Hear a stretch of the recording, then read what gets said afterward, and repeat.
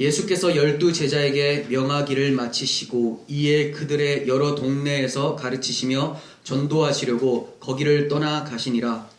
요한이 오께서 그리스도께서 하신 일을 듣고 제자들을 보내어 예수께 여짜오되 오실 그이가 당신이오니까 우리가 다른 일을 기다리오리까. 예수께서 대답하여 이르시되 너희가 가서 듣고 보는 것을 요한에게 알리되 맹인이 보며 못 걷는 사람이 걸으며 나병 환자가 깨끗함을 받으며 못 듣는 자가 들으며 죽은 자가 살아나며 가난한 자에게 복음이 전파된다 하라. 누구든지 나로 말미암아 실족하지 아니하는 자는 복이 있도다 하시니라. 그들이 떠나매 예수께서 무리에게 요한에 대하여 말씀하시되 너희가 무엇을 보려고 광야에 나갔더냐. 바람에 흔들리는 갈대냐. 그러면 너희가 무엇을 보려고 나갔더냐. 부드러운 옷 입은 사람이냐. 부드러운 옷을 입은 사람들은 왕의 개인이라. 그러면 너희가 어찌하여 나갔더냐. 선지자를 보기 위함이었더냐. 옳다. 내가 너희에게 이르노니 선지자보다 더 나은 자니라. 기록된 바 보라 내가 네 사자를 내 앞에 두리니 그가 내 길을 내 앞에 준비하리라 하신 것이 이 사람에 대한 말씀이니라. 내가 진실로 너희에게 말하노니 여자가 낳은 자 중에 세례 요한보다 큰 이가 일어남이 없도다. 그러나 천국에서는 극히 작은 자라도 그보다 크니라. 세례 요한의 때부터 지금까지 천국은 시로를 나가나니 시로하는 자는 패하느니라. 모든 선지자와 율법이 예언한 것은 요한까지니 만일 너희가 즐겨받을 텐데 오리라 한 엘리야가 곧 이 사람이니라. 귀 있는 자는 들을지어다. 이 세대를 무엇으로 비유할까? 이와 같이 아이들이 장터에 앉아 제 부모를 불러 이르되 우리가 너희를 향하여 피리를 불어도 너희가 춤추지 않고 우리가 슬피 울어도 너희가 가슴을 치지 아니하였다 함과 같도다. 요한이 와서 먹지도 않고 마시지도 아니하매 그들이 말하기를 귀신이시었다 하더니 인자는 와서 먹고 마심에 말하기를 보라 먹기를 탐하고 포도주를 즐기는 사람이요 세리와 죄인의 친구로다 하니 지혜는 그 행한 일로 인하여 옳다함을 얻으리라. 아멘.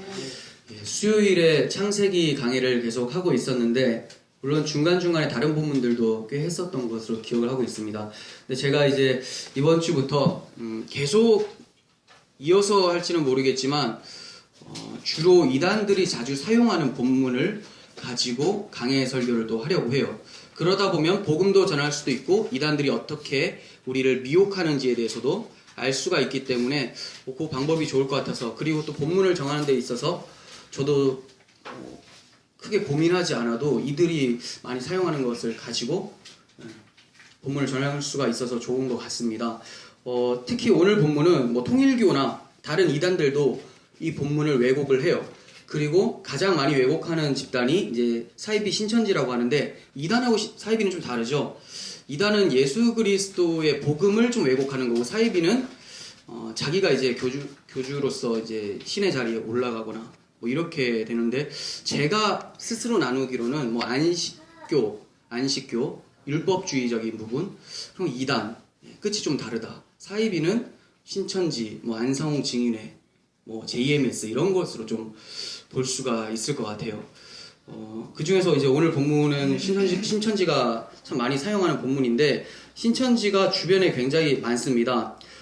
제가 이제 제 주변 친구들하고도 얘기해도 4명이서 딱 얘기를 해도 3명이 포교 활동을 한 번씩 당해봤어요. 저도 갔었었고, 청년 때 한 번, 딱 하루. 근데 이게 얼마나 세뇌가 무서운지 딱 2시간 들었는데 6개월을 가요, 생각이. 6개월 코스인데 6개월을 들으면 어떻게 되겠습니까? 그냥 빠져드는 거예요. 그리고 제가 요즘에 이제 이단들 책들 좀 보면서 변증을 하기 위해서 좀 보는데, 신천지가 잘 보면 수준이 낮아요.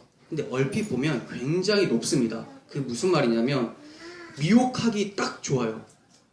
그러니까 저도 딱 보다가 무슨 얘기를 하면 조금 이상한데 하고 버퍼링이 걸려요. 그리고 본문을 찾아보면 이건 아니지 이렇게 나오고, 대부분 성도님들이 보면 그렇지 이렇게 될 것 같아요. 바로 이만희 씨가 그 재림 예수다 이렇게 안 나가니까 당연히.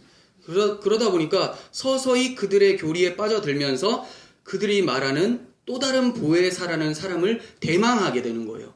그러다가 그 사람이 누군지만 알려줘라고 될 때 누구든지 이름 얘기하면 그 사람 딱 되는 거죠. 그러니까 굉장히 세뇌가 잘 될 수가 있어요. 그래서 여러분들이 조심하셔야 돼요. 그래서 늘 어디서 공부를 하시더라도 성경 공부는 교회에서, 그리고 저한테 얘기를 하시고 또 무엇으로 하시는지 다 얘기를 해주시면 좋을 것 같습니다. 또 신천지가 이 포교 전략이 또 충격적인 게 연애로 포교를 해요. 그래서 우리 결혼 안 하신 분들은 조심하셔야 돼요. 예, 잘생긴 남자, 예쁜 여자가 나타나서 당신 너무 마음에 든다 해서 결혼을 하거나 사귀어요. 아니면 이제 좀 사귀면서 또 해서는 안 될 행동을 해서 아기가 생겨버리죠. 그렇게 됐는데 난 신천지다, 따라올래 말래 이렇게 되거든요. 제 살이 봤습니다. 그래서 이혼한 사람이 있었어요. 결혼을 했는데 남편이 신천지라서. 그러니까 무서워요 이게. 그러니까 이거는 극히 일부분이고 수천 수만 가지가 되죠, 포교 방법은. 그러니까 늘 깨어서 우리가 집중을 해야 되겠죠. 이 본문을 신천지가 어떤 식으로 사용하냐면, 먼저 제가 계속 변증을 하면 솔직히 은혜가 안 돼요. 그래서 얘네들이 어떻게 해석을 하는지를 잠깐 말씀드리고 그 다음 원래 설교대로 쭉 나갈게요. 그러니까 여러분들이 알아서 이제 지금 얘기하는 거는 잠깐 살짝 듣고 제가 강의를 할 때만 집중을 하시면 이제 안 넘어가는 거죠. 이런 거 있죠. 그 요한이 옥에 갇혀서 오실 그이가 당신이십니까 하면서 예수님께 의아해하면서 묻는단 말이에요. 요한이 믿음이 없다, 배도했다, 이렇게 얘기하는 게 신천지의 입장이에요. 요한이 배도했다. 굳이 요한을 왜 배도자로 만들어 버리는가? 안 만들어도 될 텐데 긁어 부스럼을 만드는가? 이유가 있어요. 요한은 뭐 하는 사람이죠? 예수 그리스도를 증거하는 사람이었죠. 예수님 전에 온 편지와 같은 사람이에요. 이제 예수님이 오실 것이다, 이 얘기예요. 그리고 예수님이 오셨어요. 근데 지금 이만희 교주 같은 경우는 자기가 이제 재림 예수로 등장을 하게 되거든요. 그것도 나중에 그 본문을 다뤄 드릴 테니까 일단은 그렇게 들으시고, 자기가 그러면 이제 재림 예수인데 세례 요한과 같은 인물들이 있어야 되는 거예요. 증거자가 있다고 주장을 해요. 그게 누구냐? 예전에 이만희 씨가 잠깐 몸담았었던 장막성전이라는 데가 있어요. 유재열 계열의 그 시한부 종말론, 뭐 피가름 교리 이런 거, 집단 혼음하고 막 이런 부분들이 있거든요. 그런데 잠깐 몸담았었는데, 물론 그것도 들어갈 때 성령에 이끌려서 들어갔다고 해요. 그런 곳을. 근데 예전에 거기 들어가 있다 잠깐 나왔어요. 근데 거기에 7 지도자들이 있어요.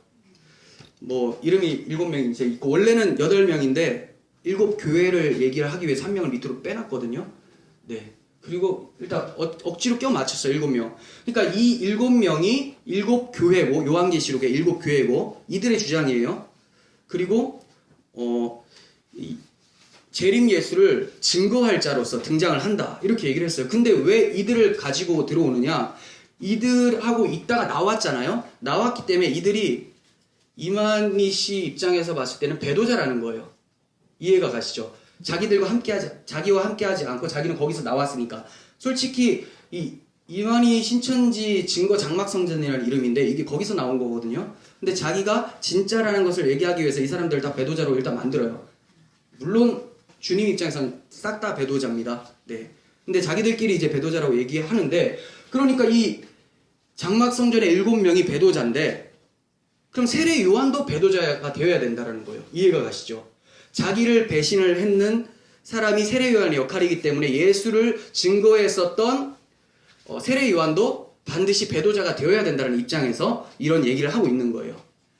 그러니까 어거지죠. 안 만들어도 될 거를 만드는 거예요. 그래서 지금 저한테 이제 난도질을 당하게 될 텐데, 이런 걸 말 안 했으면 저도 그냥 깔끔하게 나갈 텐데 굳이 얘기를 해서 이제 그렇게 되는 거죠. 그리고 또 어떤 본문이냐면 11절 보시면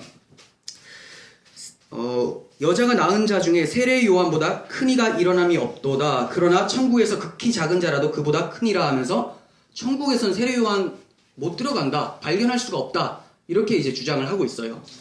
그리고 12절 보시면 세례 요한 때부터 지금까지 천국은 침노를 당하나니 침노하는 자는 빼앗느니라. 자, 이거 말씀드리면서 어떤 생각이 들어요?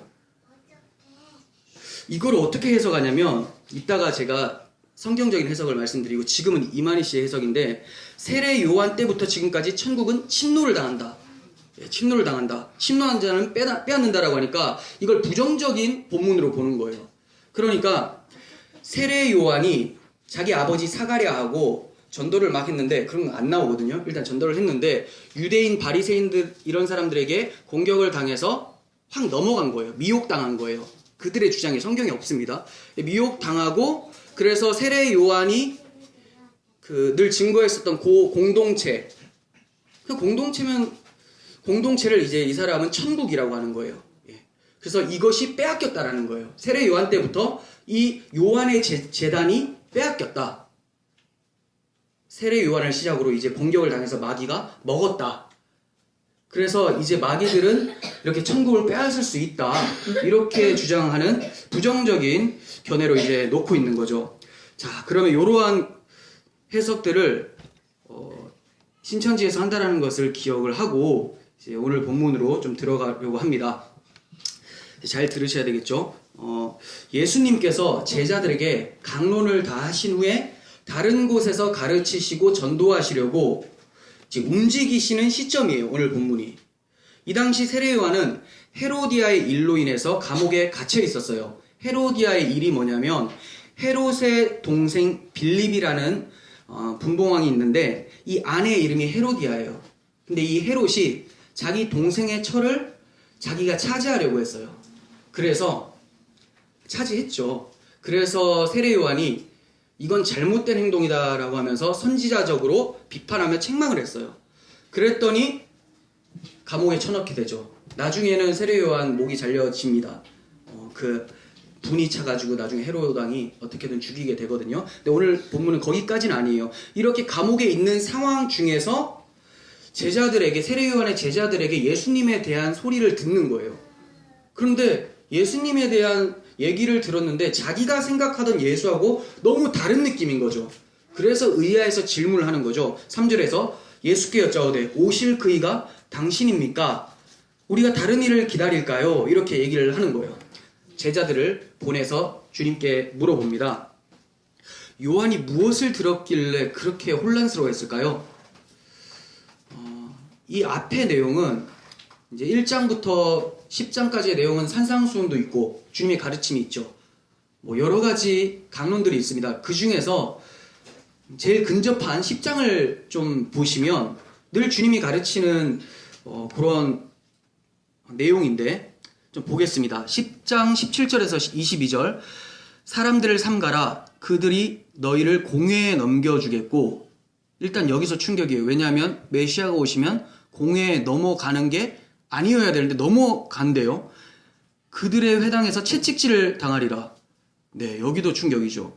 너희가 나로 말미암아 총독과 임금들 앞에 끌려가리니 이는 그들과 이방인들에게 증거가 되게 하려 하심이라. 너희를 넘겨줄 때 어떻게 또는 무엇을 말할까 염려하지 말라.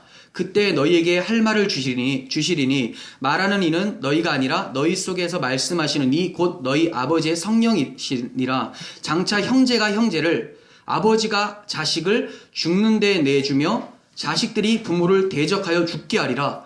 충격이죠. 메시아가 오셨는데 이런 일이 벌어진대요. 왜냐하면 이런 걸 해결해 주실 메시아라고 생각을 했는데 이런 일이 벌어진다는 거죠. 또 너희가 내 이름으로 말미암아 모든 사람에게 미움을 받을 것이나 끝까지 견디는 자는 구원을 얻으리라. 초점이 구원에 맞춰지겠습니까? 아니죠. 왜 주님이 오셨는데, 메시아가 오셨는데 주님의 나라가 임하지 않고 사람들에게 미움을 받는다고 할까? 끝까지 견뎌야 하나? 지금까지 견뎠는데 이런 생각하지 않겠습니까? 자, 그리고 34절 36절도 보겠습니다. 내가 세상에 화평을 주러 온 줄로 생각하지 말라.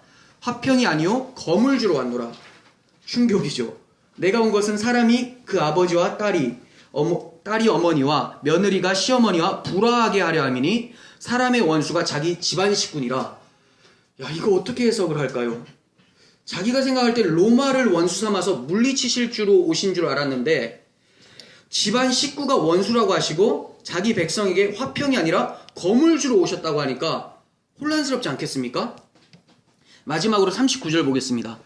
자기 목숨을 얻는 자는 잃을 것이요 나를 위하여 자기 목숨을 잃는 자는 얻으리라. 기껏 자기 목숨을 챙겨뒀더니 잃게 된다고 하시고 메시아를 위해 잃으면 얻는다. 이렇게 얘기하시는 거예요.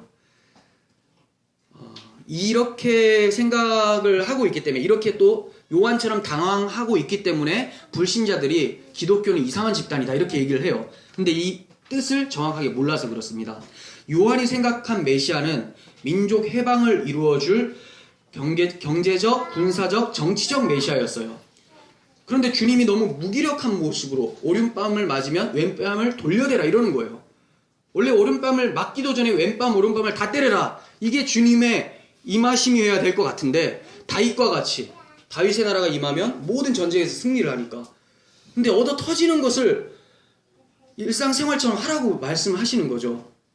세례요한이 헷갈릴만 합니다. 그런데 이러한 혼란은 제자들에게도 자주 찾아왔었어요. 제자들 중에 세베대의 아들 야고보와 요한이 있어요. 이 3인방인데 주님의 제자 3인방 베드로, 요한, 야고보. 이건 이제 세례요한이 아닙니다. 요렇게 야고보와 요한이 무슨 얘기를 하냐면 주님의 영광 중에서 우리를 하나는 왼쪽에 하나는 우편에 이렇게 앉게 해주세요. 이렇게 얘기하는 거예요. 무슨 생각입니까? 세속적인 계급론을 얘기를 하고 있는 거죠. 그러니까 하나님 나라의 그 계급 없음을 모르는 거죠. 그리고 하나님 나라의 계급은 세속적인 계급론이 전혀 아니라는 것을 모르고 있는 거예요. 그리고 주님께서 승천하시기 전에 제자들에게 이제 40일 동안 보이시고 승천하기 바로 직전에 제자들이 이런 얘기를 합니다. 주께서 이스라엘 나라를 회복하심이 이때입니까? 지금입니까? 네, 회복이 뭔지를 모르는 거죠. 회복은 아까 사도 세례 요한이 생각하고 있는 것처럼 로마의 속국에서 벗어나서 민족 해방이라고 생각하고 있었거든요. 그래서 물어보는 거죠. 왜 그럴까요? 복음의 밝은 빛을 경험하지 못했기 때문에 주님께서 말씀하시는 영적인 의미를 모르는 거예요. 그런데 오순절 이후에 성령이 강림하시니까 모든 게 깨달아지면서 그러한 예전에 혼란스러웠던 모습은 사라지고 이제 주의 나라와 그의 의를 위해서만 목숨 바쳐서 살아가는 제자들의 모습이 딱 보여져요. 이게 무슨 차이점일까요? 성령이 오시기 전, 성령이 오시기 후. 구약과 신약의 차이점이라는 거예요. 율법 시대와 복음 시대의 차이점이라는 거죠. 이렇게 성령을 통해서 복음 시대를 살아가는 사람은 주님께서 하신 말씀의 진짜 뜻을 깨달아 알 수 있게 되는 거예요. 그러니까 우리는 성령으로 인해서 복음의 빛을 받은 자잖아요. 그리스도인으로서 성경이 있잖아요. 그러니까 요한이 예수님에 대해서 혼란스러워했는데 우리는 그런 혼란스러움이 있으면 안 돼요. 방금 제가 읽어드린 그 말씀을 보면서 왜 그럴까라고 하면 복음을 더 아시고 이제 성령 충만함을 받으셔야 되는 거죠. 좌절할 필요 없습니다. 알면 되는 거예요. 네. 쉽게 풀어보면 예수님의 말씀은 이런 겁니다. 무력으로 이기는 승리는 진짜 승리가 아니다. 겸손과 낮아짐으로 박해받는 것이 세상에서 당연한 모습이다. 왜냐하면 세상은 하나님의 나라를 대적하기 때문에 당연한 것이고 하나님은 세상의 힘으로 이기는 것이 아니라 겸손과 낮아짐, 희생으로 이기시는 분이니까. 그리고 세상의 가치에 끌려가지 않도록 믿음을 지키는 것이 그럴 때 사람이 죽어도 진짜 사는 것이다. 이렇게 말씀하고 있는 거예요. 굉장히 역설적인 표현을 쓰세요. 그러니까 오른뺨을 맞으면 왼뺨을 돌려대라. 참으라는 말이 아니라 그게 이기는 거다라고 말씀하는 거죠. 주님께서 그렇게 해서 이기셨잖아요. 주님께서 십자가 뽑아들고 그들을 때린 것이 아니라 십자가 위에서 처절하게 죽으시면서까지 희생하셨기 때문에 마귀가 우리를 정죄할 능력이 사라져버린 거죠. 마귀의 세력은 세상의 힘을 사용하지만 주님은 세상의 힘으로 하지 않습니다. 하나님 나라 방식으로 해요. 그래서 우리는 그 하나님 나라의 방식을 알기 때문에 요한처럼 혼란스러워하지 않는 거죠. 근데 요한은 구약시대 사람이에요. 신약 성경에 기록되어 있다고 해서 이게 신약시대다라고 생각하시면 안 돼요. 엄밀하게 따지면 예수님이 오셨을 때는 신약시대로 접어들긴 하지만 아직까지 예수님이 십자가를 지시고 죽지 않으셨고 부활 승천하시고 성령이 오지 않으셨기 때문에 구약과 신약의 과도기예요. 중간 걸쳐 있다라는 거예요. 그러니까 굉장히 혼란스러울 수 있는 시기예요. 제자들이 맨날 얘기를 주님이 말씀하셨더니 이상한 소리를 하는 이유도 주는 그리스도시요 살아계신 하나님의 아들입니다. 이렇게 고백을 했는데 뒤에 하는 행동들은 이상해요. 왜냐하면 구약적인 메시아관이 있기 때문에 그래요. 주님은 믿지만 그 주님이 어떠한 주님인지를 몰라요. 그래서 복음서도 마태복음이 이제 28장까지 있는데 16장으로 딱 나눠지는 거죠. 16장 전까지, 16장 16절 전까지, 베드로가 고백하기 전까지인데 그 전까지는 예수가 누구신가 이거에 대해서 증거하는 거고 16장 16절 이후부터 거기부터는 그러면 이 예수란 분이 주는 그리스도시요 살아계신 하나님의 아들입니다인데 이분이 왜 오셨는가? 많은 사람을 위하여서 화목 제물로 자기를 드리기 위해서 오셨다. 이 내용이 복음서 전체의 내용이에요. 그러니까 이 사람들은 주님이 그리스도라는 걸 알겠는데 그리스도 어떤 그리스도인지를 잘 모르는 거죠. 네, 그게 바로 구약과 신약에 중첩되어 있는 사람들이기 때문에 그렇습니다. 우리는 요한의 질문을 그러니까 요한과 주님의 제자들이 다 혼란스러워하는 구약시대 사람이니까 주님께서 이런 얘기를 하세요. 누구든지 나로 말미암아 실족치 아니하는 자는 복이 있다. 네. 누구든지 나로 인해서 실족하지 않는 자는 복이 있다. 무슨 말이냐면 구약에는 율법적 관념이 딱 잡혀있죠. 근데 복음을 딱 들이대면 복음이 걸려 넘어지게 하는 바위의 역할을 해요. 거치는 바위. 그래서 베드로도 얘기를 했는데 이게 사람들에게 유대인들에게 걸려 넘어지는 바위로서 예수님이 등장을 한다. 이렇게 얘기를 해요. 그러니까 예수님이 걸려 넘어지는 바위로 대하게 되면 복이 없는 자고 예수님이 주춧돌, 반석이 되면 그가 복 있는 자다. 이런 얘기를 해주시고 있는 거죠. 6절에서. 나로 말미암아 실족치 않는 자는 복이 있다. 자, 여러분 문맥을 잘 생각하셔야 돼요. 왜냐면 이만희 씨 같은 경우는 초등학교 졸업을 하셨나? 하여튼 초등학교 중퇴인가요? 졸업 2학년이요.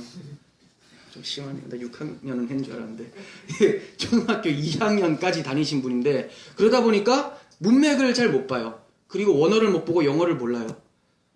그러니까 한문만 이제 옛날 사람들 한문 하니까 그것만 들고 파고 앞뒤 문맥을 전혀 모르는데 문맥을 봐야죠. 이 기본이잖아요. 글을 읽으려면. 그러니까 여러분들 제가 계속 문맥 그래서 예수님이 이렇게 얘기합니다. 이렇게 얘기하는 게 문맥을 보라는 거예요. 자, 요한이 혼란스러워하니까 주님이 나로 인해서 걸려 넘어지지 않는 자가 복이 있다 얘기를 하시는 거죠. 우리는 요한의 질문을 대하면서 요한이 부족하다거나 믿음이 없는 사람이라는 쪽으로 집중되어서는 안 돼요. 본문 기록의 목적은 요한의 의심을 드러내기 위해서가 아니라 구약 시대는 지나가고 이제 신약 시대가 도래했음을 알려주기 위함이에요. 또 다르게 표현하자면 여기 등장인물이 크게는 세례 요한과 예수님이죠. 즉 세례 요한의 사명과 예수님의 사명이 서로 각각 다르다라는 것을 보여주는 거예요. 예수님께서는 요한의 제자들에게 그들이 듣고 본 것을 요한에게 가서 말해줘라 이렇게 말씀하세요. 그러니까 답변이 그거예요. 너희들이 듣고 본 거 그거 말해주면 요한이 알아들을 거야. 이렇게 얘기해 준 거예요. 무슨 얘기를 하시냐? 5절. 맹인이 보며 못 걷는 자가 걸으며 나병한 자가 깨끗함을 받으며 못 듣는 자가 들으며 죽은 자가 살아나며 가난한 자에게 복음이 전파된다 하라. 네, 이게 10장에서 하셨던 일이에요. 지금까지 10장까지. 근데 이걸 그대로 전하래요. 근데 이 말씀은 어디에서 나왔던 말씀이에요? 바로 이사야서라는 선지서에서 등장했었던 말씀이죠. 보겠습니다. 35장 5절에서 6절. 그때 맹인의 눈이 밝을 것이며 못 걷는 사람의 귀가 열릴 것이며 그때 저는 자는 사슴같이 뛸 것이며 말 못하는 자의 혀는 노래하리니 이는 광야에서 물이 솟겠고 사막에서 시내가 흐를 것임이라. 네, 같은 말씀이죠. 왜 이렇게 말씀했을까요? 세례 요한이 유대인들의 스승이죠. 지금 선지자로서 잘 따르는 제자들도 많고 성경에 대해서 능통한 사람이에요. 그래서 구약의 이사야서를 딱 얘기해주면 이분이 이사야 선지서에서 예언한 그 메시아가 맞구나. 그 대답이에요. 네가 이사야 선지서를 아는 것처럼 거기서 예언한 그분이 그 메시아가 바로 나다. 이렇게 대답해 주신 거죠. 그리고 그들이 떠나간 후에 요한에 대해서도 설명을 해요. 제자들이 이렇게 오해할 수 있으니까 요한이 어떤 사람인지 요한 왜 저럴까 이러면서 비난할 수도 있잖아요. 그래서 설명해 주는 거예요. 요한이 누구인지 알고 누구인지 정확하게 알게 된다면 예수님이 누구인지도 알게 돼요. 왜냐하면 요한은 예수님을 증거하는 사람이니까. 그래서 그 요한에 대해서 역할을 잘 알면 예수가 누군지 정확하게 또 나오게 된다는 거죠. 세례 요한을 누구라고 하시죠? 9절 하반부에 선지자보다 더 나은 자니라. 네. 선지자보다 더 나은 자니라. 기록된 바 보라 내가 내 사자를 내 앞에 보내노니 그가 내 길을 내 앞에서 준비하리라 하신 것 같이 이 사람에 대한 말씀이니라.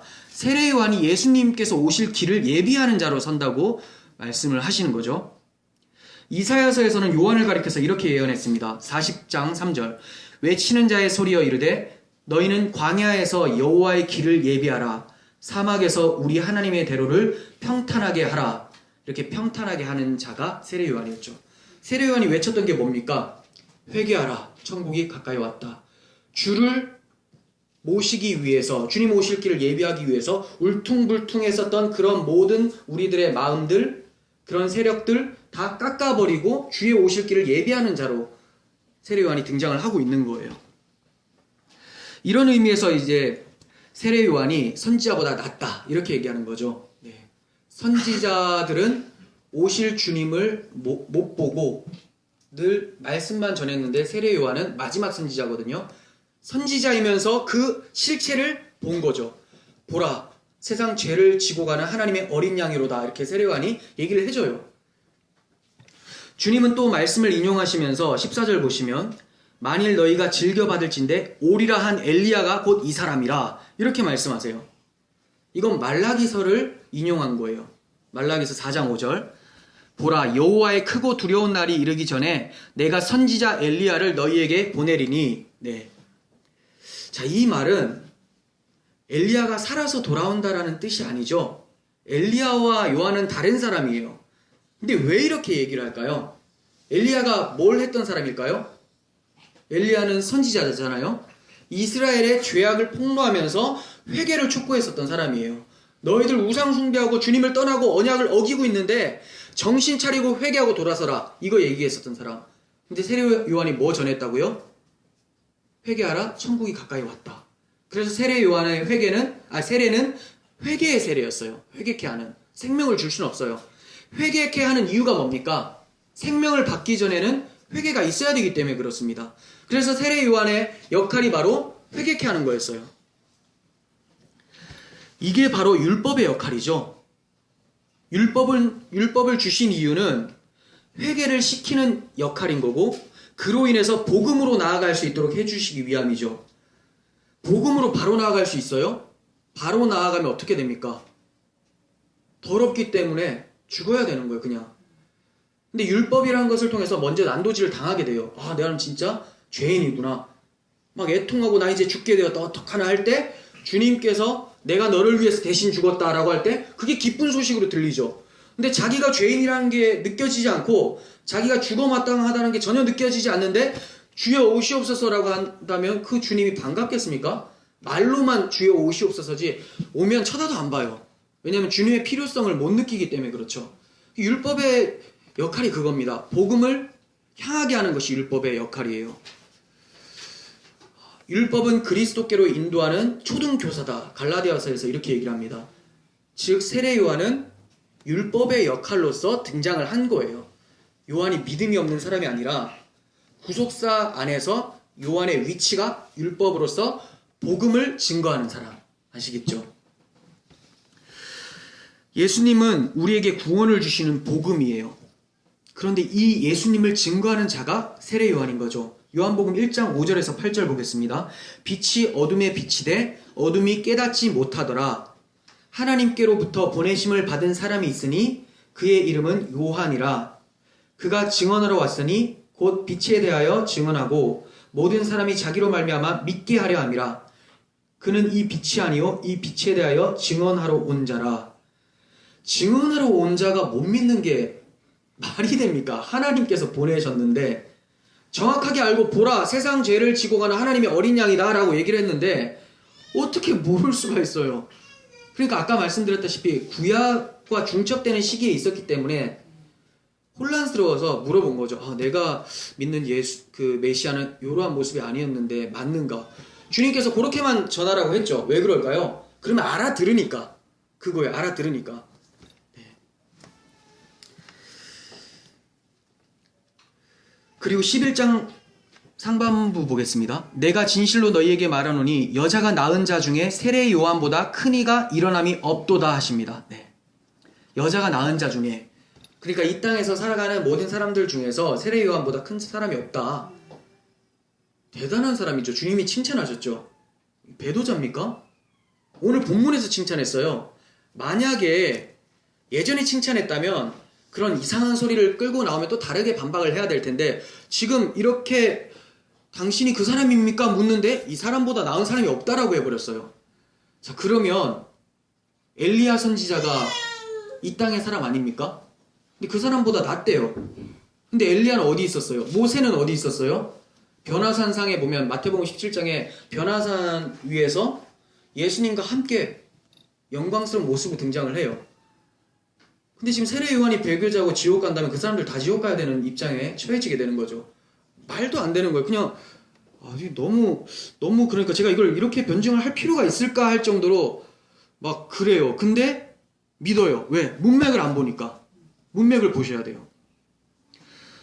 자, 그런데 이제 왜 이 사람들이 그렇게 딴지를 거느냐? 그게 바로 11절 때문에 그래요. 11절 하반부. 그러나 천국에서는 극히 작은 자라도 그보다 크니라. 이렇게 얘기해요. 네. 그러니까 이제 세례 요한이 부정적으로 나타난다. 이렇게 얘기합니다. 자, 여기서 그러나라는 단어가 왜 등장할까요? 아까 세례 요한의 역할이 율법이라고 했죠. 그리고 예수님의 역할은 복음이라고 했죠.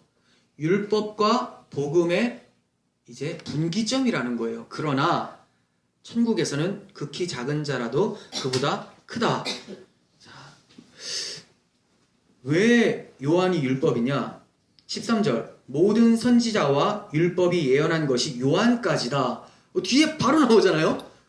율법은 요한까지다. 그러나 천국에서는 지극히 작은 자라도 이보다 크다라는 말은 복음을 아는 자, 그리고 주님을 영접한 그 사람들은 율법으로 나아갈 수 없는 자들하고는 완전 차이가 난다. 이 얘기죠.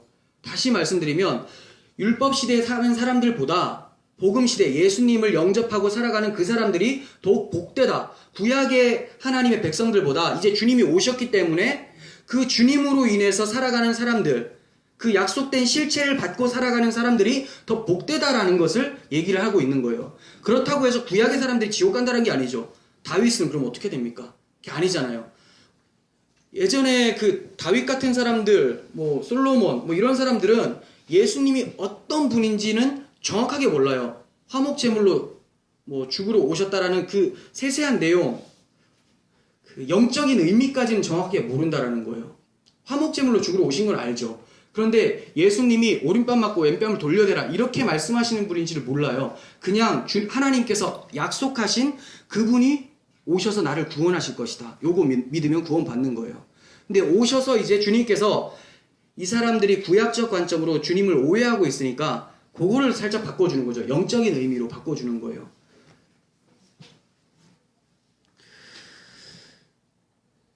아시겠죠? 그러니까 이 그러나로 분기점을 만드는 이유가 구약시대의 사람들보다 신약시대의 사람들이 그 약속한 실체가 오셨기 때문에 더 복되다. 이 얘기를 하고 있는 거죠. 그렇다면 11절 하반부에 그러나 천국에서는 극히 작은 자라도 그보다 크니라 라고 하신 말씀은 무슨 뜻일까요? 이게 그 말이에요. 아까 말씀드린 대로 구약시대 성도들보다 신약시대 성도들이 더 복되다. 이거를 히브리서 11장 40절에서 비슷하게 얘기를 하고 있습니다. 자, 이는 하나님이 우리를 위하여, 이게 신약의 성도들이에요. 히브리서 기자죠. 우리를 위하여 더 좋은 것을 예비하셨은즉, 이 더 좋은 것이 뭘까요? 예수님이에요. 약속의 실체. 우리가 아니면 그들이 구약의 성도들이에요. 그들로 온전함을 이루지 못하게 하려 하심이라. 이해가 가십니까? 자, 구약의 성도들은 약속을 믿고 있었잖아요. 근데 신약의 성도들이 지금 히브리서 기자가 우리가 그 약속된 실체를 받았다. 이게 더 좋은 거다. 왜냐면 그림자였고 실체잖아요. 그러니까 우리가 없으면 이 사람들은 온전하지 못하다. 약속은 했는데 하나님께서 약속을 안 들어준 게 되잖아요. 그림자는 있는데 실체가 없는 게 돼요. 근데 신약의 우리를 통해서 그들이 온전함을 받았다. 그들이 믿고 있었던 바가 진짜 오셨음을 증거를 하고 있는 거죠. 이해가 가세요? 좀 어렵죠? 약속한 것이 성취가 안 되면 온전하지 못하죠. 약속한 것이 성취가 됐다라는 것을 히브리서 기자가 얘기하고 있어요. 그렇기 때문에 구약의 믿음의 선배들보다 지금 우리가 더 복이 있다. 이렇게 얘기를 하고 있는 거예요. 그래서 주님은 12절에서 세례 요한의 때부터 지금까지 천국은 침노를 당하나니 침노하는 자는 빼앗느니라. 이렇게 말씀합니다. 자, 이거를 신천지에서 세례 요한의 배도 근거 구절로 삼고 있죠. 아까 말씀드린 것처럼 요한의 제단이 유대인들에게 더럽혀져서 배도자가 되었다. 그래서 요한의 공동체 천국은 침노를 당했다. 천국이 뭔지를 잘 모르는 것 같은데, 네, 이렇게 부정적으로 보고 있어요. 그런데 이게 지금까지 문맥의 흐름으로 보면 가당키나 한 해석입니까? 천천히 한번 살펴보겠습니다. 12장 말씀을 보시고 더 설명을 해드릴게요. 12장 29절 보시면 이런 말씀이 있어요. 사람이 먼저 강한 자를 결박하지 않고서야 어떻게 그 강한 자의 집에 들어가서 그 세간을 강탈하겠느냐? 결박한 후에야 그 집을 강탈하리라. 자, 강한 자를 결박하고 나서야 강탈할 수 있다. 자, 그러면 이걸 천국과 연결시키면 어떻게 돼요? 아까 몇 절이었죠? 12절과 연결시키면 어떻게 됩니까? 천국의 강한 자를 결박시켜야지만 천국에 들어가서 천국의 그 기쁨들, 그 천국의 보물들을 취할 수 있다 이거죠. 보물들은 영적인 보물인데 취할 수 있다 이거죠. 그럼 그 강한 자가 누구냐? 천국의 강한 자가 누굽니까? 하나님이잖아요. 하나님을 어떻게 강탈을 하고 어떻게 결박을 해요? 불가능하죠. 어떻게 할까요? 하나님께서 자기 아들을 죽이시면서까지 자기 진노를 누그러뜨리시고 그게 스스로 결박당하시고 이제 천국문을 열어주셔서 죄인도 자기 아들을 통해서 들어올 수 있도록 만들어 놓은 천국문이 열렸다는 걸 얘기를 하고 있는 거예요. 완전 해석이 다르죠. 천국이 지금 빼앗겼다라고 얘기했는데 그 배도자에게 짓밟혀가지고 지옥의 공동체가 되었다 이렇게 신천지의 사람들이 얘기를 하고 있는데 지금 이거는 복음의 문이 열렸다 이렇게 얘기하고 있는 거예요. 그래서 천국은 침노를 당하나니라고 할 때 이 당하다라는 단어가 수동태로 보여지잖아요. 천국은 침노를 당한다. 수동태 같잖아요. 근데 중간태라는 게 있어요. 헬라어에는. 중간태가 뭐냐? 능동태와 수동태 두 개를 같이 물고 들어가는 거예요. 예문으로 사용하면 이런 거죠. 나는 내 자신을 괴롭힌다. 그럼 내가 나를 괴롭히는 게 능동이죠. 근데 괴롭힘을 당하고 있죠, 또 내가. 나는 내 자신을 씻는다. 나는 내가 씻는데 내 몸은 씻김을 당하고 있는 거예요. 이게 무슨 말입니까, 그러면? 주님께서, 하나님께서 스스로를 묶으시고 들여 보내주신다라는 거예요. 그러니까 행위로 우리가 천국에 이제 막 우리가 열심히 하면 들어갈 수 있다 이 얘기도 아니고 하나님께서 예수 그리스도를 통해서 스스로를 진노를 누그러뜨리시고 잡아 놓으시고 이제 그들이 침노할 수 있는 은혜로 침노할 수 있도록 문을 열어두셨다. 이렇게 말씀하는 거죠. 그러니까 사람들은 자기 행위를 다해서 들어가는 것이 아니라 하나님의 은혜로 자기가 예수 그리스도를 사랑하면서 믿음으로 들어가는 그 모습이 사람들에게 나타난다라는 거예요. 행위처럼 보이지만 믿음이 자기 행위처럼 보이지만 내가 믿었다라고 하잖아요. 근데 내가 어떻게 믿습니까? 하나님의 은혜로 믿게 되는 거죠. 그래서 내가 믿은 것도 맞지만 결과적으로는 하나님이 믿게 하셨다. 이렇게 되는 것처럼 침노를 당한다라고 하니까 막 사람들이 천국에 막 들어오는데 그들이 스스로 들어올 수 있는 능력이 있어서가 아니라 하나님이 자기 아들을 통하여서 문을 열어두시고 그들이 들어올 수 있도록 인도하셨다. 이렇게 되는 거죠. 그러니까 행위 구원도 아니고 전적인 하나님의 은혜를 찬양하는 구절인 거예요. 여러분들도 다 그렇게 들어가게 됐잖아요. 천국은 침노하는 자의 것이 돼버린 거예요. 누구 때문에? 하나님께서 자기 아들을 내어주심으로 말미암아. 그런데 이 구절을 무슨 행위 구원으로도 바꾼 것이 아니라 요한이 복음이 변질돼서 배도자가 되었다라는 본문을 쓰니까 얼마나 이게 참 황당합니까? 누가복음에서 이 구절과 굉장히 비슷한 말씀이 있는데 한번 보겠습니다. 누가복음 16장 16절. 율법과 선지자는 요한의 때까지요. 동일하죠. 그 후부터는 하나님의 나라의 복음이 전파되어 사람마다 그리로 침입하느니라. 네, 똑같은 거예요. 어떻게 그들이 침입할 수 있게 되었다고요? 하나님 나라에 복음으로 인해서.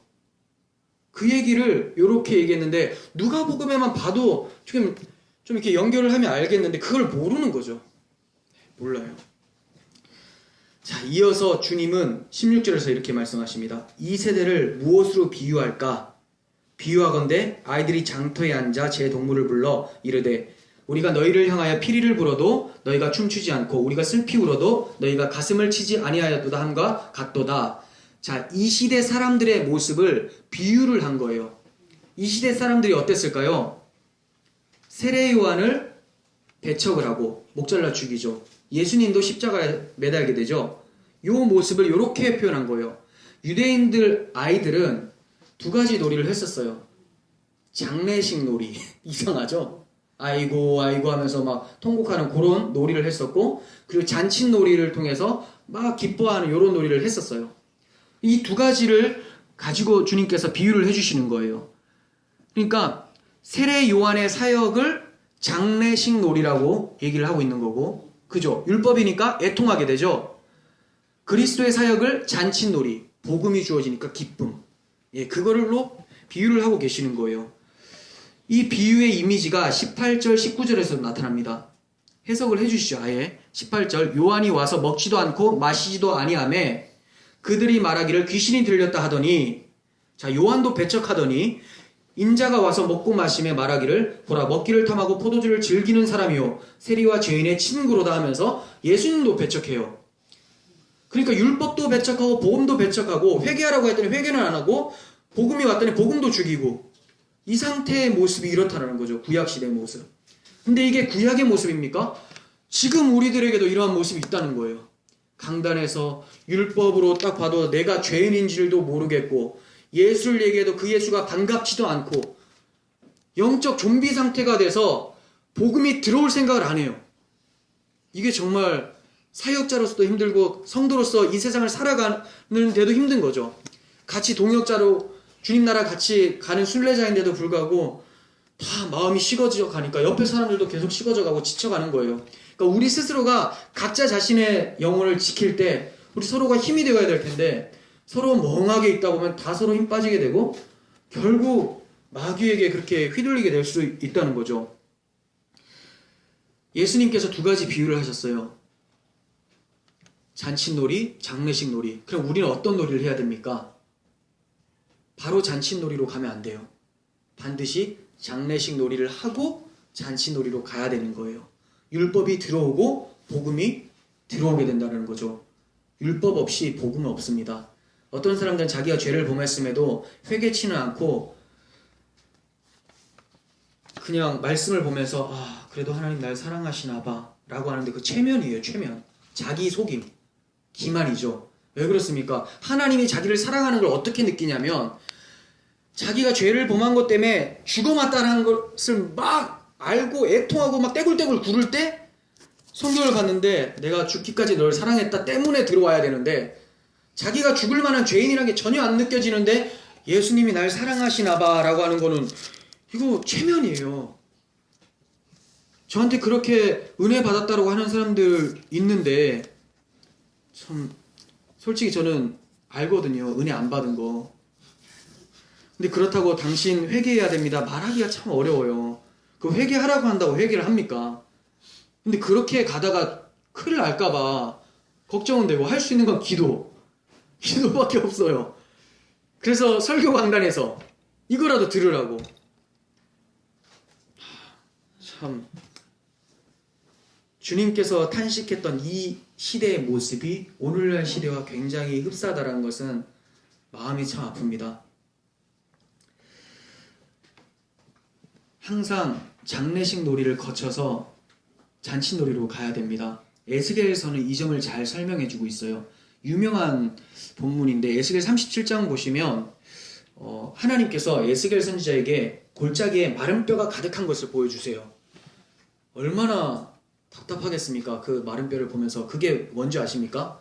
이스라엘 백성들의 지금 상황의 모습이라는 거예요. 바벨론 포로로 끌려간 그 이스라엘 모습들의 모습. 그러니까 이 에스겔 선지자 입장에서 딱 보면 와, 우리 이스라엘 민족이 마른 뼈구나. 뼈가 말랐다라는 것은 처음에는 수분이라도 있을 거 아니에요? 말랐다는 것은 죽은 지 한참 돼서 살아날 가능성이 없다라는 거예요. 그 부분에서 탄식을 하고 아파하고 있는데 하나님께서 말씀하세요. 선지자야, 이 뼈들이 능히 살겠느냐? 저는 모릅니다. 주님께서 하십니다. 라고 해요. 그랬더니 주님께서 대언을 하시는데 어떻게 됩니까? 3절, 에스겔 37장 3절 10절 보겠습니다. 그가 내게 이르시되 인자야, 이 뼈들이 능히 살 수 있겠느냐 하시기로 내가 대답하되 주 여호와여, 주께서 아시나이다. 이에 내가 그 명령대로 대언하였더니, 자, 하나님의 말씀이 떨어졌더니 생기가 그들에게 들어가매 그들이 곧 살아나서 일어서는데 극히 큰 군대더라. 이게 바로 마른 뼈, 율법, 장례식 놀이에서 하나님 말씀이 떨어지니까, 복음이 떨어지니까 잔치놀이로 바뀌어버리는 거죠. 이제 마른 뼈가 아니라 하나님의 생기가 들어와서 하나님의 큰 군대가 되었대요. 지금 이스라엘 백성들이 바벨론 포로로 끌려가 있는데 하나님께서 회복시켜준다는 것을 말씀하고 있는 거죠. 이들이 회복돼서 다시 가나안 땅에 들어와서 성전을 짓게 되고, 스룹바벨 성전, 결국 예수라는 성전을 맞이함으로써 하나님 나라가 이루어질 것을 얘기를 해주시고 있는 거죠. 무엇으로 가능합니까? 율법이 들어가고 비참함을 보게 되고, 거기서 하나님의 말씀, 복음이 떨어질 때 죽은 영혼이 살아난다는 것을 얘기하고 있습니다. 이런 일이 예수님 당시 실제로 있었어요. 예수님께서 나사로라는 사람이 죽었는데 살려내세요. 나사로가 죽었을 때 나사로의 집 모습이 어땠습니까? 어떻겠습니까? 장례식이죠. 장례식집. 그런데 주님께서 나사로야 나오라라고 했더니 나사로가 살아서 나옵니다. 그때 요한복음 12장 2절에서 거기서 예수를 위하여 잔치할세 이렇게 얘기를 해요. 그들의 슬픔이 기쁨으로 바뀌어버렸죠. 이사야 25장 6절을 보겠습니다. 만군의 여호와께서 이 산에서 만민을 위하여 기름진 것과 오래 저장하였던 포도주로 연회를 베푸시리니 곧 골수가 가득한 기름진 것과 오래 저장하였던 맑은 포도주로 하실 것이며, 이 연회가 예수님으로 인해서 베풀어지는 거예요. 어디에 베풀어질까요? 요한복음 2장 보면 가나 혼인잔치 있죠.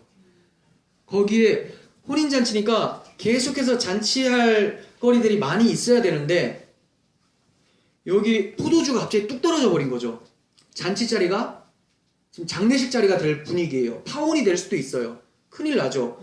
그때 주님께서 정결 예식에 드는 돌 항아리에 물을 채우라고 해요. 율법을 상징하는 정결 예식 항아리예요. 거기에 물을 채웠더니 그게 포도주로 변해버리죠.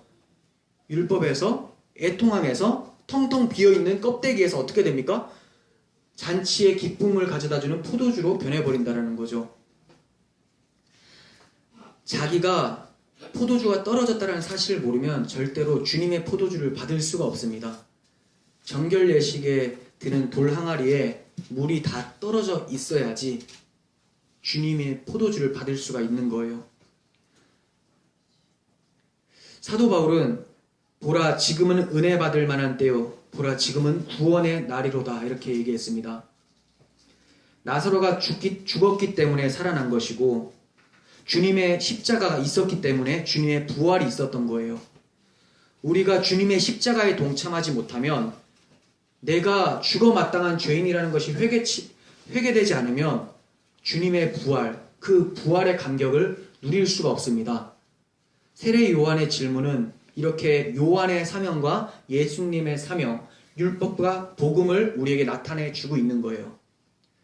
이렇게 우리에게 복음으로 다가와 주신 예수님을 찬양하면서 우리의 신앙을 계속해서 십자가로 나아갈 수 있는 우리 모두가 되었으면 좋겠습니다.